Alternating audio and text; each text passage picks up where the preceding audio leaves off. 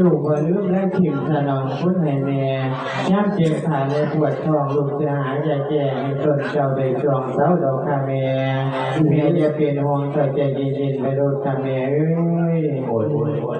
อีกอันหนึ่งก็จะได้เป่าอาทีกระดูกความพอโทษเจ้านั้นที่ตายไปเดียวนั้นมาถ้าบุรุษที่พร้อมกับแม่ได้ลูกหลานเต็มทีเด้อมาเป็นอันดับแม่จังแม่นายจังมันเดือแม่ลูกกูนี่แห้งหายหลายโอ้ยเจ็บไปไหนมาตามหาความบุญความท่านหรือพ่อกันหมดโอ้ป้านมันหาได้ยังไงน้องแม่เอ้ยพ่อเรื่องบุญมันคอยจังไงมันโคตรถึงชาติบุญหนักประชาเลยแต่มันเป็นโตจังเลยมันเป็นตอนเป็นลูกทีเป็นลูกเป็นหน่วยทุกหน่วยทุกปีทุกโตหนักๆเนี่ยคือภาคกันอะไรถ้าบุญให้แม่ค่อยแม่คือตาวัดสัตว์ลูกหลานพระที่บอกกันทันก่อนครับซอยที่น้องข้อนซอยที่น้องข้อนซอยนกแต่แปรบินส่งไปแค่นกแต่แปรบินส่งไปแค่